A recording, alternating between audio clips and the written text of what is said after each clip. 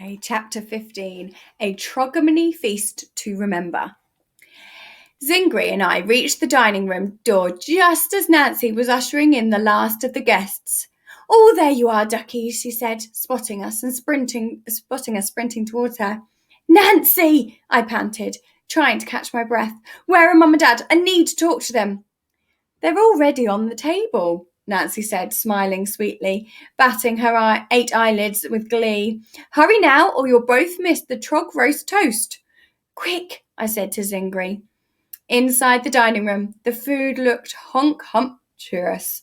The table was piled high with bowls of fried snatchling steaks, squashed pigeon porridge, hashed brownies, tangled root rosties, hot and crumbly dung beetle muffins with trunkum fruit jelly, curried mud wafflers, porky patties smothered in stickly giblet jam, you name it. Nancy had cooked it, and dotted around the huge plates and platters of delunctuous delicacies were hundreds of miniature magicals.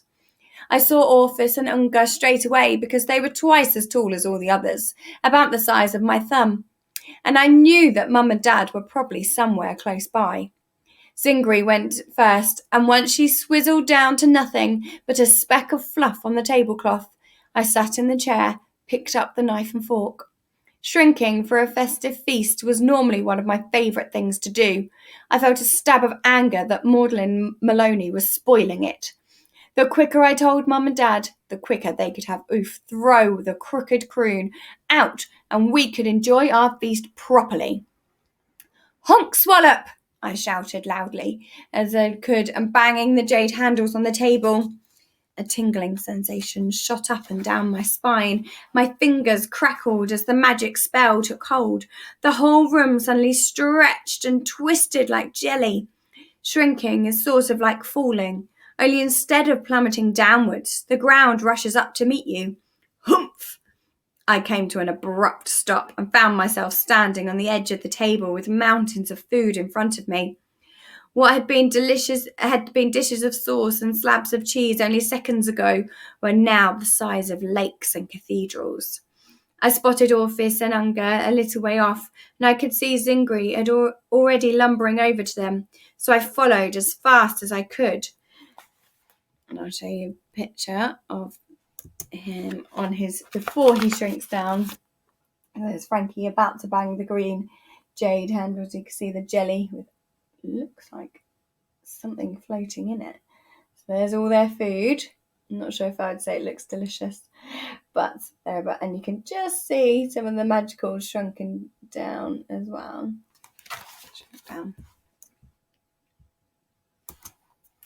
As I got nearer, Dad came into view, standing on the rim of a bowl filled with pocket-lint fritters. He was getting ready to take his Trolliday speech. "Excuse me," I ran through the guests, darting this way and that, trying to get to my parents as quickly as I could. "Excuse me!" "Ladies and gentlemen," Dad called over the chitter-chatter. "And two fairies," the Molar sisters piped up. "And impalumps. And werepoodles." "Everyone," Dad yelled, cutting off the rest of the crowd before anyone else could join in, "is with happiness in my hunches and armfuls of trogmany cheer that I'd like to welcome you all to our wintry Trog Hog Feast." A cheer went up from all of our guests. "Firstly, I'd like to make a special trog roast toast to Nancy and all her delectable cooking." Everyone raised their glasses and turned to face the gargantuan spider. She was still full-sized and loomed over us like a titan in purple perm. "Oh, you're too sweet," Nancy boomed, making the entire table shake. We all clamped our hands over our ears and cowered at the deafening noise. "Here, keep it down," the pine dryad pleaded with painful expression. "Oh, sorry," Nancy whispered as quietly as an exploding volcano. "Thank you, my lovelies. Now, before we get started, does anyone need anything? Any last orders?" "Where's the mango chutney?" Gladys Potts called up to her. "I can't see it anywhere." Nancy's 8 eyes scanned the table when she gasped and clutched her 4 hands to her chest. "Goodness me," she exclaimed. "What a wollywonk I am. I'll back in a jiffy." Nancy turned and hurried out the room with footsteps as loud as thunder. And I couldn't be certain, but I thought I caught a glimpse of the Nomad and its magpie peeping round the edge of the door as it creaked shut. That thing is so weird, I thought to myself. Nomads don't eat anything at all, so it must have been feeling pretty left out right about then. If I wasn't so grumpy, I might have even felt sorry for the little creature. Moving on, Dad shouted, breaking my train of thought. Without a further ado, I wish you all the happiest of magical New Years, and I hope you all enjoy the feast. With that, everybody darted off in different directions like bugs that had been discovered under a log. In seconds, guests and staff alike were sliding down the dandruff-dusted dough sticks, bouncing on the beetle brain buns, taking a luxurious dip in the chinchilla cheese fondue. This is amazing, the Molar sisters hooted between enormous mouthfuls as they devoured 3 corners of a dragon breath chili tortilla chip.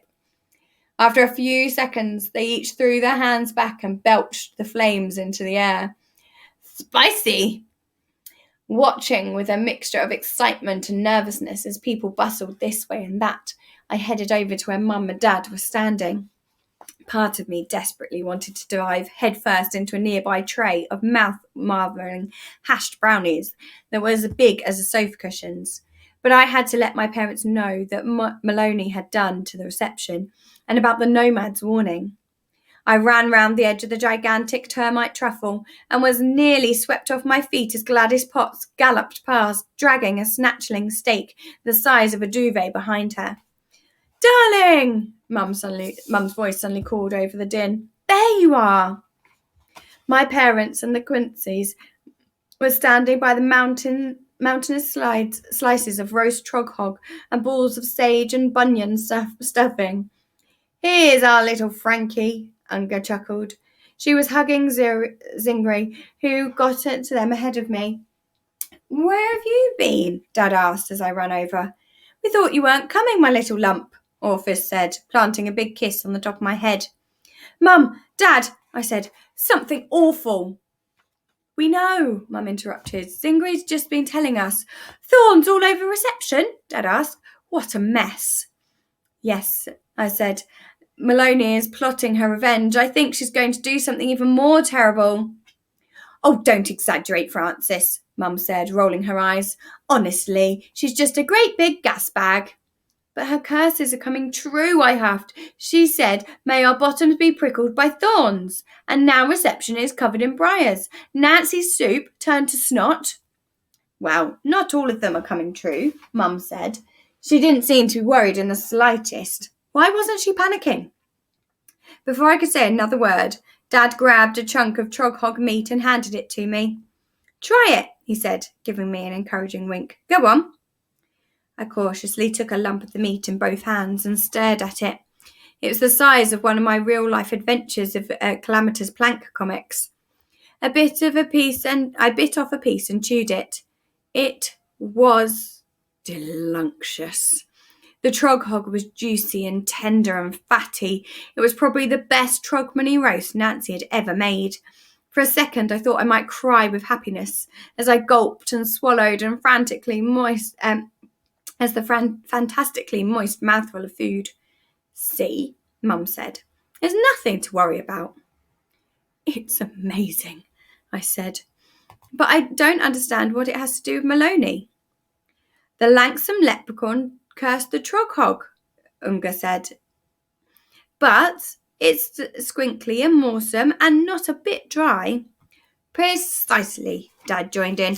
Maloney's lost her touch. She's getting old, and so are her hexes. But the Nomad warned me and Zingri that something dreadful was going to happen, I exclaimed. It's true, Zingri said. Mum and Dad exchanged a quick, concerned glance. Well, I'm sure it was talking about the vines, so it's done now, Dad said. I'll get Oof to get rid of them after dinner. Let's hope it's all over, Mum said, suddenly looking a little nervous. Everybody's here at least, so we know Maloney's curse about unwelcome guests at the festive table hasn't worked. So we'll find out more for chapter 16 next time.